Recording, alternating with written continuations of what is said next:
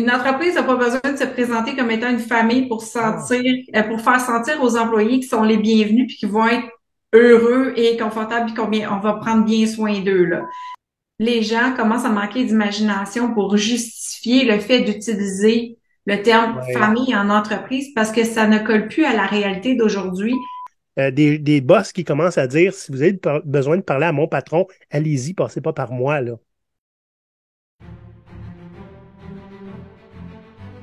Comme vous le savez, Maurice nous a quittés en mars dernier. En conséquence, l'émission est en période transitoire vers un nouveau format. En attendant, on vous a préparé une série spéciale Pirate RH dans laquelle on décortique les aspects les plus frustrants du monde des RH. Aujourd'hui, on aborde la sempiternelle et plus que douteuse comparaison entre l'environnement de travail et la famille. Il y a toujours bien des limites à la consanguinité en entreprise. Julie, tu me vois rire en ce moment? Oui, Oui. tellement. Mais c'est parce que ta quote me rappelle une phrase d'une célèbre personne dans le milieu du divertissement qui avait déjà dit dans une assemblée des employés que c'était une entreprise incestueuse puisque la moitié avait couché avec l'autre. Donc, ça m'a rappelé ça. Je voulais te faire remarquer que je ris puis tu as le teint jaune un peu. Oui, tu pourrais rire et pleurer en même temps, puis ça Oui, serait je parfait. pleuris, c'est ça, exactement. Donc, Julie Rivard, re-bienvenue encore hein, au spécial RH Go Pirate. Julie, une self-declared pirate. Elle s'est découvert des talents de pirate en RH, puis elle a décidé de venir partager ça avec nous. Donc, le sujet du jour, est-ce qu'un environnement de travail est comme une grande famille? Parce que qui l'a pas entendu, hein? On est une belle grande famille. Combien de fois tu l'as entendu?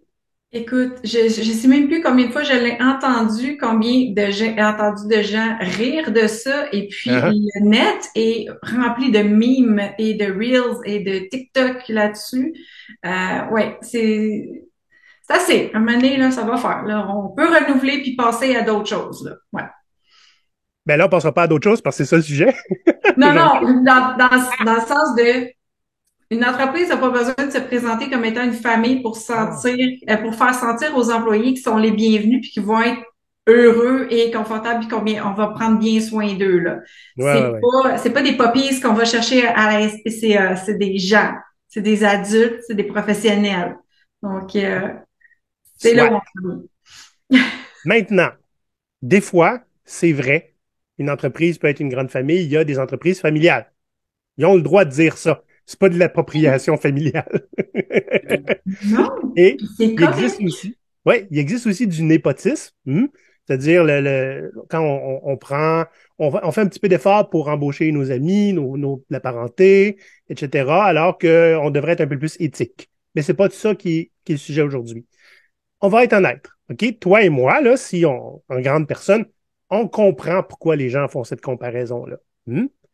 C'est-à-dire qu'on souhaite, on a envie un environnement de travail soit agréable, qu'on ait des liens forts, hein, qu'on ne se laisse pas tomber, qu'on s'appuie. Ça, on comprend. C'est juste que toi et moi, avec les discussions qu'on a eues, c'est assez clair qu'on trouve ça douteux, réducteur, des fois malhabile, puis des fois carrément manipulateur. Oui, oui. Donc, on va faire un petit peu de preuve de cynisme, mais il est bien mérité, je trouve, cette semaine. Honnêtement, là, c'est le bout, là. Plus on en ajoute, puis là, en plus, je l'ai entendu souvent ces temps-ci, mais c'est important de revenir au bureau parce que sinon, la famille va se détruire. Ah, Enfin, connais-tu l'expression loin des yeux, près du cœur? écoute, on pourra en parler, mais j'ai eu tellement de réactions par rapport à ça. En fait, ben, je vais en parler tantôt. Fait que je fais tout de suite Ouais. coupure. Avant de passer à ce sujet-là, l'épisode est rendu possible grâce à nos chers pirates, nos membres, hein, des membres Patreon. Euh, Quand tu payes pour Patreon, là, tu le sais, Julie, tu es une membre maintenant, tu as un accès privilégié à notre communauté Discord. Et, tu ne créeras pas à ça, notre communauté Discord, c'est une belle grande famille. Bon, à cette heure que j'ai fait cette blague-là, je pourrais vous dire, j'ai un petit peu plus de raison de dire ça que, par exemple, dans une entreprise. Parce que ces gens-là, d'abord, je les ai pas choisis comme une famille, je les paye pas comme une famille, mais surtout, euh, c'est des frères et des sœurs pour moi. Je ferais n'importe quoi pour eux autres, beaucoup plus que j'aurais fait pour certains collègues dans mon passé professionnel ou dans mon futur professionnel. Donc, je pense qu'il y a plus de raisons de comparer la communauté de GoPirates à une famille qu'une entreprise. Dans ta face, les entrepreneurs. Oui, puis pour ajouter à ce que tu dis, puis faire un lien avec des épisodes précédents, parlant de liens, les liens qui sont créés dans la communauté, c'est des affinités naturelles parce que vous partagez des opinions, des points communs ou que vous vous apportez quelque chose les uns des autres. Il n'y a rien qui est forcé là-dedans. Exact. Et il y a des membres silencieux qu'on n'a jamais vus sur Discord. Il y a des membres qui sont sur Discord et qui partagent pas. Ils font comment t'appelles ça? Ils lurk. En fait, ils sont pas obligés de contribuer. Ils peuvent en retirer tout ce qu'ils veulent. Tu comprends? Pareil comme Olivier l'introverti, un party de Noël qui s'en va s'enfermer d'une chambre pour lire. J'ai déjà fait ça, moi. Prendre des pauses dans un party de Noël pour aller marcher, pour juste comme plus entendre du bruit ou du monde, puis avoir 5 minutes. Ouais, je comprends. Ouais. Donc, cette joyeuse communauté-là, généralement comprise de gens de toutes les de tous les horizons, hein, autant des introvertis que des extrovertis. Pour moi, en ce moment, depuis que Maurice est parti, c'est pas mal ma famille professionnelle qui prend toute la place. Puis je suis content de les avoir. Donc, merci beaucoup pour tous ceux qui sont là. Je vous remercie. Vous avez fait le jour et la nuit pour moi. Là, ça a été vraiment une grosse différence. J'ose pas imaginer comment j'aurais pu passer à travers tout ça tout seul. Et t'en fais partie maintenant, Julie. Merci à toi. Puis, pour en savoir plus, hein, c'est patreon.com/GoPirates Canada. Bon, je m'attendais pas à ce que ma petite pub soit aussi émotive aujourd'hui. Donc, c'est bien dit. Oui. Je pense, effectivement, là, on a dit tantôt, on comprend d'où ça vient, pourquoi les gens veulent penser ça, hein, parce que on aime les points que le travail et la famille ont en commun. Hein, la solidarité, la loyauté, mais ce que je trouve qui est un peu délicat, c'est que ça crée aussi des attentes irréalistes. Parce que la solidarité puis la loyauté, on va se le dire, c'est quelque chose qu'on souhaite des employés, mais c'est pas quelque chose que l'entreprise va nécessairement t'offrir. Il y a des entreprises qui vont être très loyales envers ses bons employés puis vont être très solidaires. C'est pas toutes, OK? Et en fait, c'est pas nécessairement celles qui disent être une famille. Je sais pas qu'est-ce que t'en penses, là. Ben non, c'est ça, t'as raison, je suis entièrement d'accord avec toi. Puis en plus, c'est l'employé, il est payé pour être loyal, donc on s'attend, et c'est même écrit dans son contrat qu'il y a un dû de loyauté et de respect envers son employeur, donc il peut pas le discréditer publiquement, il peut pas lui nuire, il peut pas. Mais l'employeur, lui, de son côté, il est où son lien du même type vers l'employé quand il peut couper le lien avec cette personne-là à tout moment, en fait. Donc, c'est très unidirectionnel. Le fait de dire, oh, on est une famille, c'est très psychologique, en fait. Ça va être pour créer un milieu accueillant, rassurant pour la personne et puis pour des nouveaux arrivants aussi, parce qu'on fait beaucoup de mobilité internationale. Mais ces gens-là, ils arrivent ici, ils sont tout seuls, ils ont personne. Donc, oui, le travail, ça va donner ta nouvelle famille parce que tu vas te faire des amis puis tout ça. Mais en même temps, est-ce que c'est si sain que ça? Parce que tu peux finir par demeurer dans un milieu qui est toxique, dans lequel tu n'es pas confortable, juste parce que c'est ta famille, c'est le monde avec qui tu travailles, puis qu'est-ce qui va te rester après si tu t'en vas. Donc, de là où dire, c'est ça, on est une famille. Oui, tu veux être rassurant envers les gens, mais ça va pas s'appliquer dans ton contexte professionnel comme ça va s'appliquer à la maison. Puis qu'est-ce que tu fais quand tu as déjà une famille à la maison? Ah, mais ça, on va en parler. J'aimerais. Là, on a parlé, tu sais, on aime ça parce que ce qu'ils ont en commun, la famille et le travail, c'est des choses qui sont plaisantes ou qu'on sont souhaitables. Mais quand on regarde les différences, c'est pas mal plus difficile de faire un parallèle entre la famille et le travail. Puis je vous donne, j'ai récemment répondu à une publication LinkedIn qui comparait, c'était même pas ça le sujet, mais il comparait la famille et le travail. Puis là, c'était la goutte de trop. Fait que, voici des points que j'ai apportés, OK? Il n'y a pas une famille qui va se restructurer en mettant à porte la moitié de ses enfants. Ah ouais, il y a la rue. Il n'y a pas une famille qui va faire travailler ses enfants 8 heures de temps et demander qu'ils en fassent plus gratuitement jusqu'au burn-out. Oh, wait! peut-être qu'il y en a qui vont faire ça, hein, font travailler les enfants. Demandez-vous si c'est une famille saine. Il n'y a pas une famille qui va essayer d'extraire le plus de valeur possible, hein, de ses enfants pour la concentrer dans les mains, dans les poches d'un arrière-grand-oncle que les enfants ont jamais vu puis qui a 4 Lamborghini. Il n'y a pas une famille qui va aller chercher des subventions auprès du gouvernement et dont le papa va garder tout le montant, l'entièreté du montant, après avoir ruiné la famille. Ah oui, peut-être. Demandez-vous si c'est une famille saine. Et en gros, on ne choisit pas sa famille, mais une entreprise choisit 100% de ses employés. Puis, je veux dire, soyons honnêtes, les employés choisissent l'entreprise aussi. OK?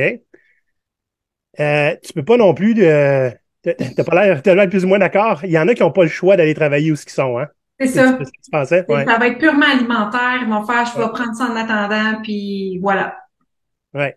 C'est OK. Tiens, on pourra pas me traiter de mauvaise foi. Je vais faire l'exercice contraire. Il n'y a pas un enfant, hein, qui va aller chez la famille voisine parce qu'elle y offre plus. Peut-être, je veux dire, si on plus à manger ou si sont moins dans la misère, mais c'est-tu un enfant qui est sain, dans un environnement sain? Hein? Y a-tu un enfant qui va... Ben non, en fait, non. Ça, oui, il va en avoir. Hein? Qui Oui, va oui, après que aller... ton fils grandisse, puis qu'il revienne de chez ses amis, puis qu'ils disent qu'ils ont une PlayStation puis une TV plus grosse que la tienne, puis pourquoi toi, t'as pas Hein? ça, ça va venir. Y a-t-il des employés qui font ça? Mais oui, Ben il y a des peut-être. Hey, employés qui écoute, font le ça. gazon est plus vert à côté. Je vais y Un aller. gars qui arrive pour demander une augmentation avec une offre d'un compétiteur. Ouais, c'est Ils ça. la pointent, puis ils disent, je veux une augmentation. Mais non. Écoute, outre ça, il y a bien des familles aussi qui sont, on va se le dire, là, qui sont complètement horribles avec leurs enfants. Les enfants sont dans des situations complètement toxiques. C'est invivable. Personne leur souhaite ça à quiconque, à même pas à ses pires ennemis. Fait que c'est pas plus à l'avantage des entreprises de continuer à faire ce lien-là, là, tu sais, dans ce cas-là. Donc, tu sais, au mieux, c'est un peu douteux. Au pire, c'est déplacé, je trouve, à faire comme lien. Ouais. Et ce que je dirais, tu sais, de faire ce lien-là, c'est parce qu'à un moment donné, quelqu'un a sorti ça. Ah, Ouais. ça a fait beau, c'était rassurant, le monde a aimé ça. Donc là, ça a été repris et repris. Mais en fait, c'est qu'une analogie de suiveux, dans le fond. Trouvez Ouais. votre propre saveur. Trouvez ce qui vous avantage, qui va faire que les gens vont être intéressés à être dans votre boîte, plutôt que vous présenter comme une famille, puis d'exiger que tout le monde suive les mêmes règles, tout le monde doit être là en même temps. Un peu comme la personne sur LinkedIn, peut-être c'est la même sur laquelle tu as répondu au post, qui disait, imaginez une famille où est-ce que tout le monde mange chacun dans sa pièce, que, hey, come on, là. C'était un petit peu ça, le post, ouais. Tu sais, il y avait Regarde, rien qui faisait du sens là-dedans. non, Pour tout ça, pour ça, c'est pas illustrer. grave. Mais ça, c'est pas grave, je veux dire, c'est une opinion. Tu sais? Ben oui, c'est Mais, une opinion parmi tant d'autres, mais c'est pour ça. ramener au fait que les gens commencent à manquer d'imagination pour justifier le fait d'utiliser le terme Ouais, famille en entreprise parce que ça ne colle plus à la réalité d'aujourd'hui, puis que en la effet. plupart des gens, les employés, les professionnels, sont passés à autre chose. Puis c'est plus ça nécessairement qu'ils veulent. Ils veulent un milieu sain. Ils veulent Hum, une entreprise qui va prendre soin d'eux, mais pour les faire grandir, pas juste pour tirer parti de ce qu'ils ont à offrir, en leur tapant dans le dos puis les flattant. D'un autre côté, elle dit, mais papa, maman vont prendre soin de toi, mais là, oh, t'es plus fin, mais va ton appartement, tu sais. C'est ça. je vais m'avancer sur une supposition parce que j'ai aucune donnée qui appuie ce que je vais dire. Mais j'ai l'impression que ceux qui utilisent l'analogie, c'est nécessairement parce que ça se passe pas nécessairement bien en arrière. J'en prends-tu? J'ai l'impression qu'ils essaient d'utiliser ça pour améliorer les choses parce que ça se passe peut-être pas comme ils veulent. Puis j'ai un exemple vécu de moi, je lis dans plusieurs épisodes, là, très longtemps, j'ai parlé de ce que j'appelais la compagnie garderie, parce qu'on était des petits enfants, OK? Et puis, c'était complètement dysfonctionnel, là, je veux dire, cette entreprise-là, ça avait pas de maudit bon sens. Puis, tu sais, le genre, le boss avait des livres sur la manipulation des masses, là, sur son bureau, là. Tu comprends? Ça fait douteuse de même. Puis un moment donné, il nous ramasse tous dans la salle de meeting. T'es tout juste s'il déposait pas son livre avec son signet, tu sais. Puis il dit, hey, on est une famille. Et tu sais, genre, c'est un meeting pour nous dire qu'on était une famille. That's it. C'est clairement, là, c'est un action item qu'il venait de prendre là, par rapport à je sais pas quelle lecture. Puis la première affaire que j'ai pensé, c'est sérieux, si on était une famille, la DPJ est pas loin, là, sérieux, là, parce que c'était c'était assez horrible, honnêtement. Mais c'est exactement ça que je pense. J'ai l'impression que quand tu es rendu à utiliser cet argument-là, là, c'est parce que tu as tout essayé, tu n'es pas capable de pas être toxique. Comprends-tu? Fait que tu essaies quelque chose qui est rassurant. Je sais vraiment Mhm. pas. Puis C'est d'un le autre côté, réconfort. j'essaie de débunker ce que je viens de dire, tu sais. Je suis certain qu'il y a des gens, plein de bonne foi, qui utilisent cette comparaison-là parce qu'ils ne savent pas utiliser quoi d'autre, tu sais. Oui. Mais si c'est les employés eux-mêmes qui disent, moi ici, je me sens comme dans une famille pour illustrer le fait qu'ils sont Ah, attachés à leurs collègues avec qui ils s'entendent super bien, puis qui ont créé des liens, ben ça vient d'eux, puis ils veulent utiliser cette expression-là, ben tant mieux. j'aime ça, j'aime ça. Outre, en fait, le fait quand c'est utilisé par l'entreprise, hein, ce que j'aime pas beaucoup, c'est que ça perpétue l'idée que la direction, c'est les papas, puis les mamans, puis les Mhm. travailleurs, c'est des petits-enfants. Puis par la bande, ça perpétue aussi, ça renforce la dynamique dominant-dominé, là. Il y a ceux qui prennent les décisions, il y a ceux qui doivent écouter.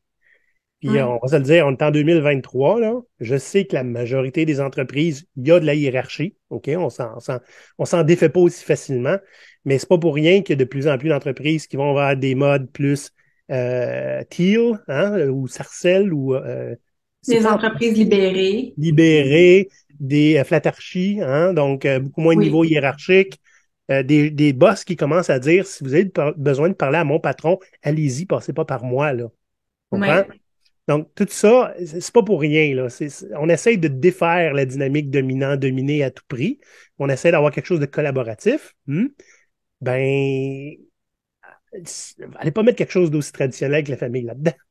Tu Non, sais. c'est ça. Puis les entreprises de lesquelles tu donnes des exemples, on va plus dire des employés, on va dire des contributeurs, des collaborateurs. Mhm. Euh, Ouais, tu les vas équipiers. avoir Mhm. tu vas avoir des managers qui vont dire mes employés. C'est toi qui les payes. C'est pas tes Ouais, employés, c'est bon, c'est ça. tes collègues. Ouais. Même si c'est un lien hiérarchique, c'est tes collègues. On Donc, voit, encore Mhm. là, la relation dont tu parles, oui. On voit de plus en plus de gestionnaires qui se mettent au service aussi de leur équipe, hein, des servant leaders. Et effectivement, ça commence à détonner sur les traditionnelles familles avec un paternel et une belle-mère méchante au Oui. RH. Je m'excuse. Je te marie, mais j'aime pas tes enfants. C'est Ah, ça. c'est ça. Ah, tantôt, je parlais que ça pouvait être à la limite de la manipulation émotive, hein, ça. Mhm. J'ai trouvé une petite BD. Ça s'appelle Dinos and Comics. On les voit souvent, c'est des petits dinosaures qui parlent. Puis celle-là, j'ai été génial. Il y a un dinosaure avec un monocle puis une moustache, c'est clairement un boss. Puis il y a l'autre qui est le candidat. Puis là, je fais la traduction en français moi-même, là, OK? Donc le patron dit, je me garde le droit de vous virer à tout moment pour quelconque raison. Et le candidat qui dit, ben, même chose pour moi, je peux quitter quand je veux, n'est-ce pas?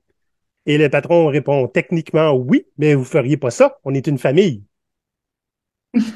Il y a un double standard à quelque part là-dedans. Hein? Fait que, on est une famille, on se tient, sauf que mais moi, j'ai tout ce qu'il faut pour te faire fusiller si c'est nécessaire. Ouais.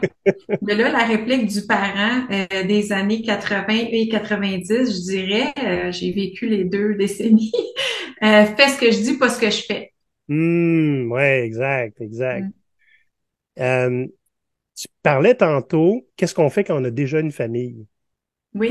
J'ai souvent eu la discussion avec Maurice, puis on en a déjà parlé, en fait, de la famille dans le travail. Maurice avait tendance à croire que l'idée que la famille soit au travail, hein, qu'on compare ça à une famille, le travail, ça envenime la compétition entre le travail puis la famille. Ben, je travaille en guillemets, en fait, la famille du travail puis ta réelle famille. Tu sais. On Mhm. pousse l'idée que tu as une seconde famille puis qui est en compétition avec la tienne. Il y en a une des deux qui te paye puis qui a un pouvoir coercitif direct sur toi et ta carrière. Fait que lequel tu veux déplaire le plus? C'est c'est vraiment difficile. Puis, tu sais, je vais te faire une parenthèse de jadis, époque de mère monoparentale avec deux enfants, où est-ce que ma famille qui me payait exigeait énormément de moi et que ben, mes enfants dépendaient de ça. Et où est-ce que à un certain moment, c'est mais maman, pourquoi je peux pas m'inscrire à telle activité? Ben, parce que maman, elle arrive à 7 heures le soir, puis que si elle fait pas ça, ben, elle n'aura pas d'argent pour payer ton école, puis elle n'aura pas d'argent pour mettre de la nourriture sur la table. Donc, c'était vraiment effectivement une compétition entre les deux. C'est terrible comme endroit où Puis, être, là. il y a plein de parents qui se retrouvent dans cette Ouais. situation-là, surtout plus jeunes, en fait.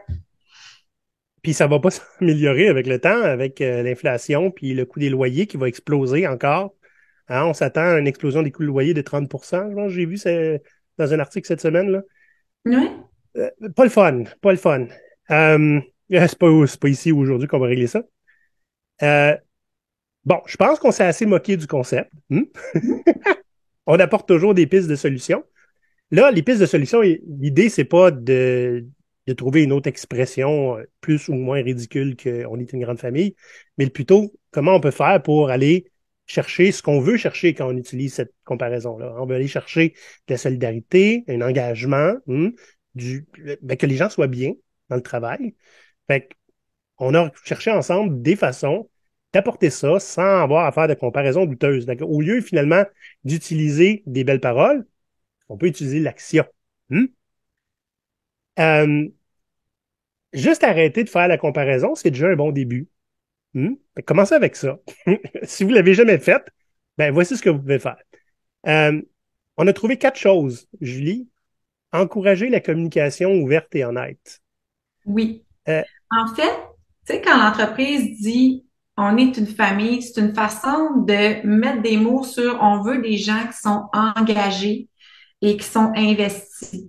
Donc, si c'est ça que tu recherches en tant qu'entreprise, ben, d'encourager justement la communication qui est ouverte, qui est honnête. On en parle tout le temps de la transparence dans les deux sens.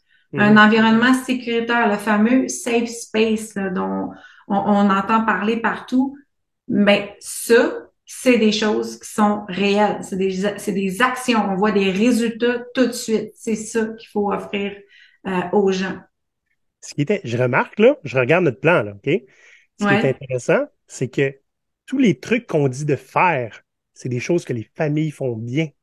Mhm.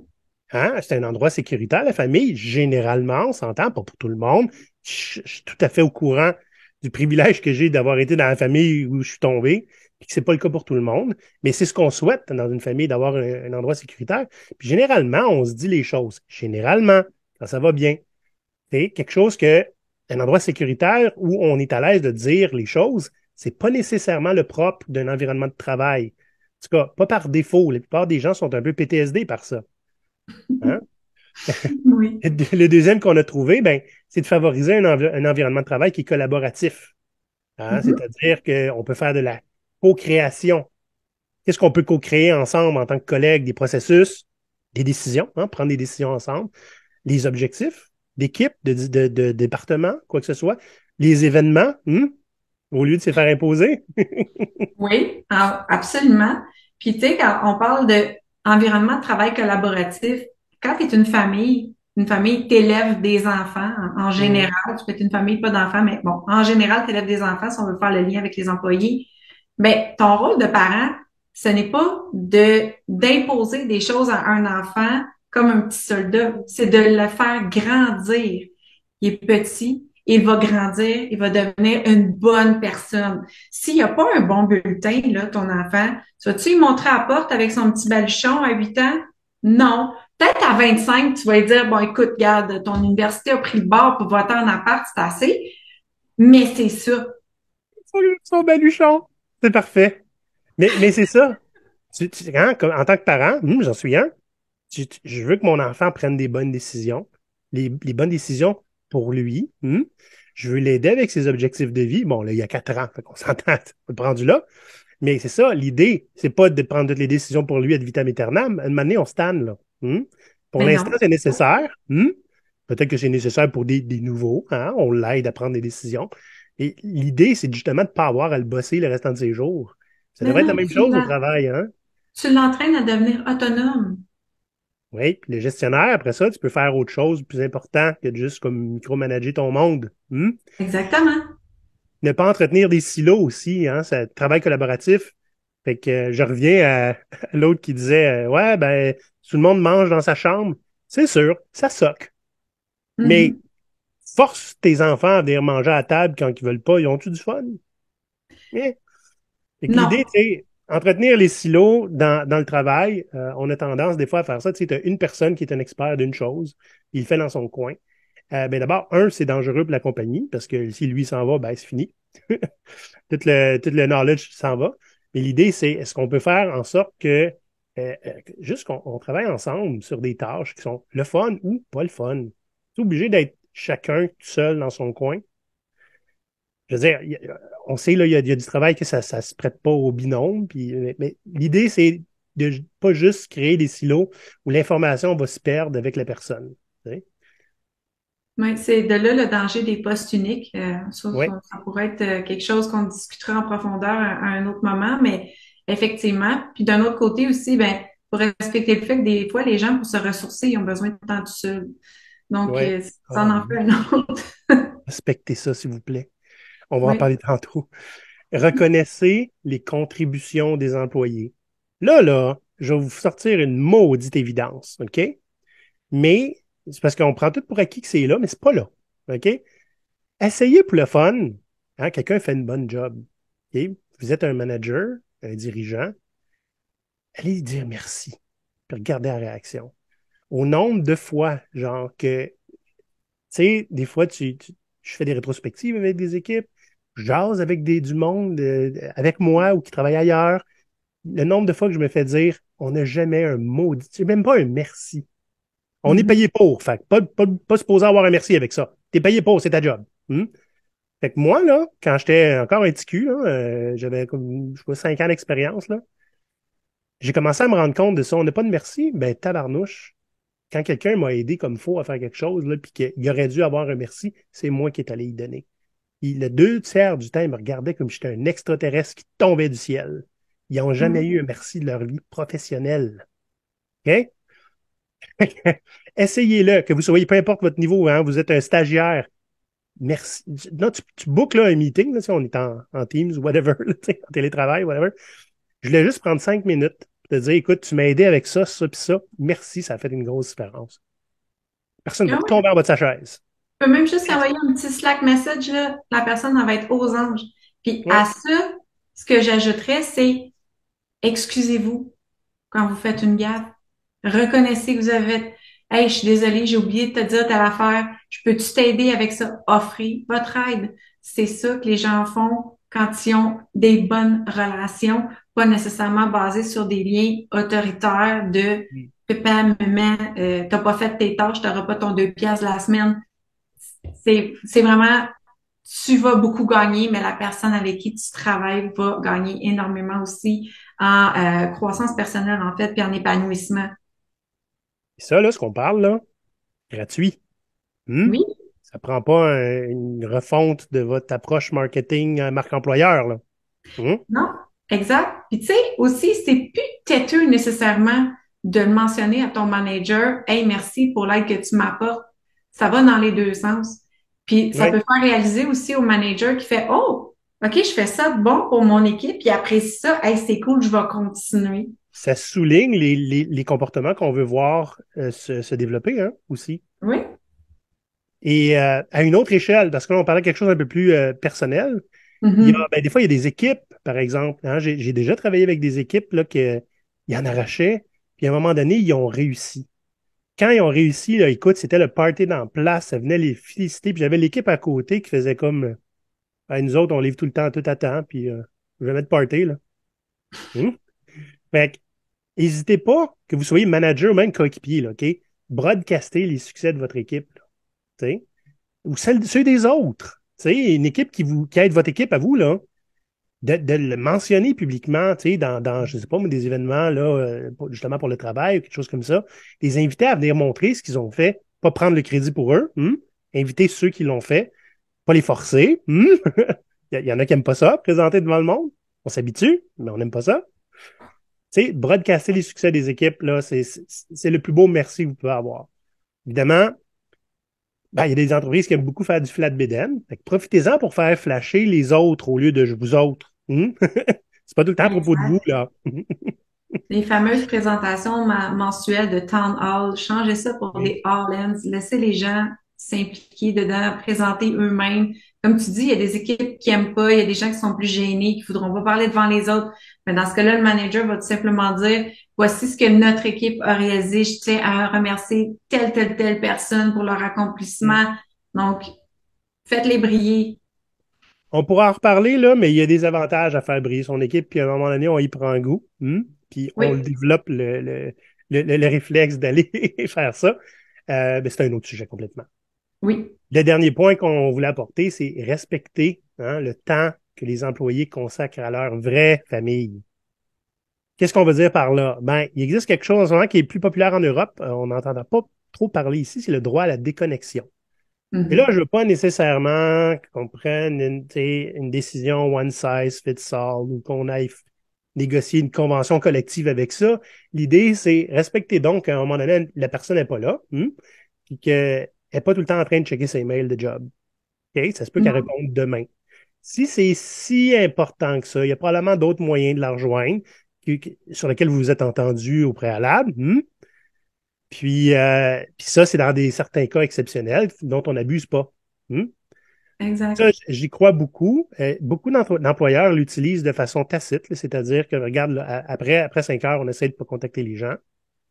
Ça va arriver qu'il y a des périodes de rush où il y a des urgences. Ça, on le gère.